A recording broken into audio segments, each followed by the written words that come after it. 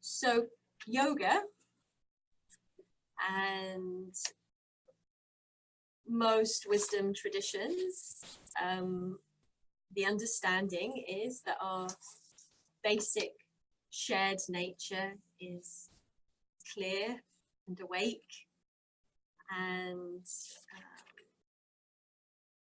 empty in the sense of full of the possibilities of life.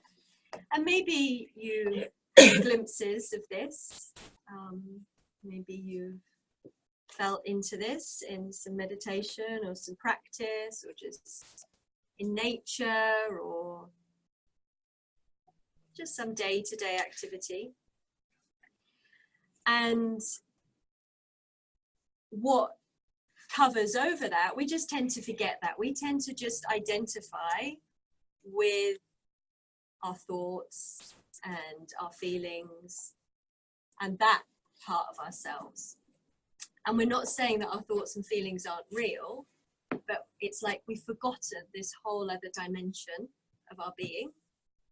And so the practice is really to help to integrate those so we can have more conscious awareness of our basic nature.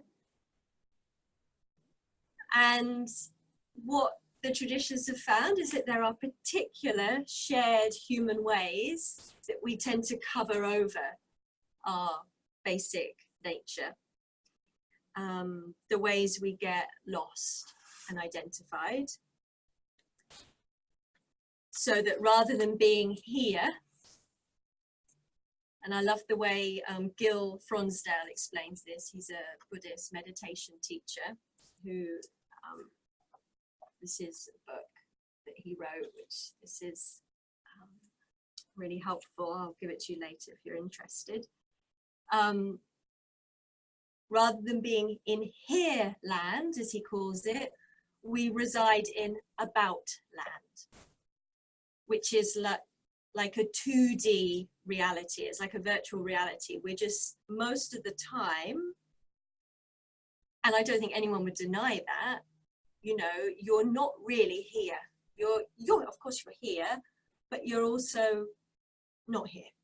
And sometimes, I mean, you must have had that experience. You're driving and then you're like, how did I get from here to here? Because you weren't there. You were caught up in something else. And of course that's happening all the time. So I quite like the way of explaining it. Here land or about land. So the practice is just really to help us to be here more, not to mean that we don't go into about land, but to know that that's what we're doing.